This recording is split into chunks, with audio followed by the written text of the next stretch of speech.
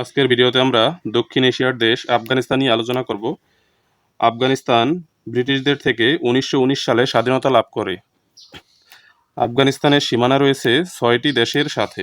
এই 6টি দেশ হচ্ছে Pakistan, Iran, Turkmenistan, Tajikistan, Uzbekistan এবং চীন।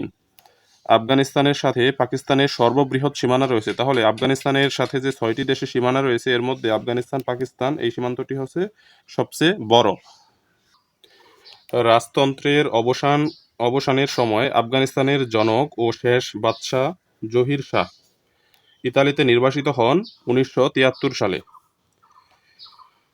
আফগানিস্তান প্রজাতন্ত্র প্রতিষ্ঠিত হয় 1973 সালে।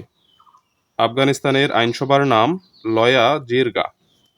বিশ্বের সর্বাধিক আফিম উৎপাদিত হয় আফগানিস্তানে। সর্বাধিক আফিম উৎপাদনকারী দেশ হচ্ছে আফগানিস্তান। আফগানিস্তানের বৃহত্তম জনগোষ্ঠী পশতুন। আফগানিস্তানের বৃহত্তম জনগোষ্ঠীর নাম হচ্ছে পশতুন, 42%। 2001 সালে মার্কিন আক্রমণে তালেবান সরকারের পতন হয়।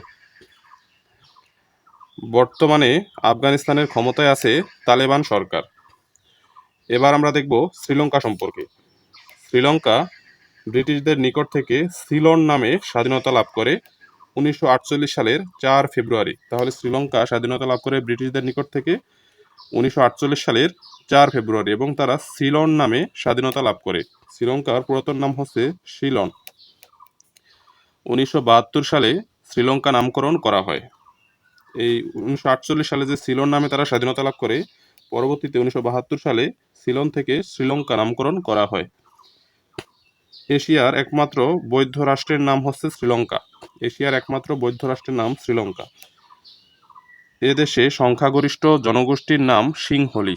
এদেশে সংখ্যাগরিষ্ঠ জনগোষ্ঠীর নাম হচ্ছে সিংহলি। শ্রীলঙ্কা অর্থ পবিত্র দ্বীপ।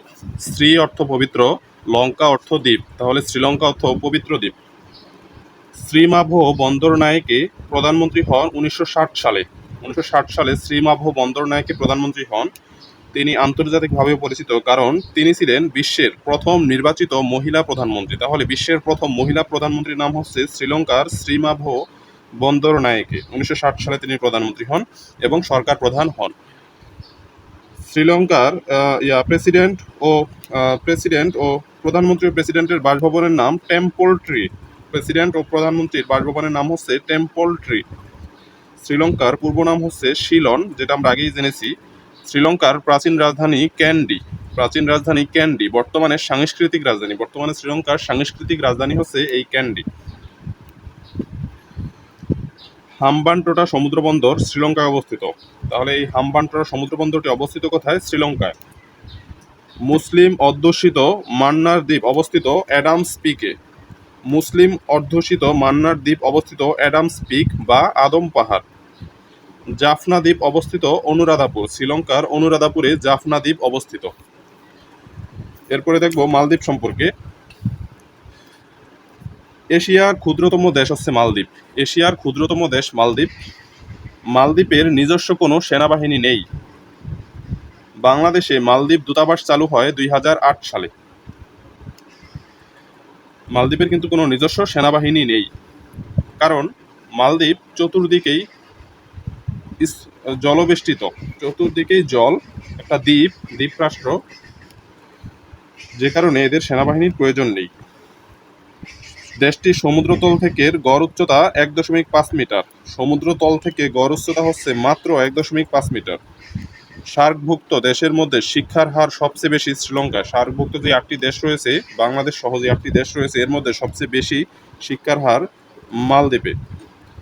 মালদ্বীপ জলবায়ু পরিবর্তনের হুমকি তুলে ধরতে সমুদ্র তলদেশে মন্ত্রিসভার বৈঠক করে। এটি কিন্তু গুরুত্বপূর্ণ প্রশ্ন যে কোন দেশ সমুদ্র তলদেশে বৈঠক করে? উত্তর হবে মালদ্বীপ।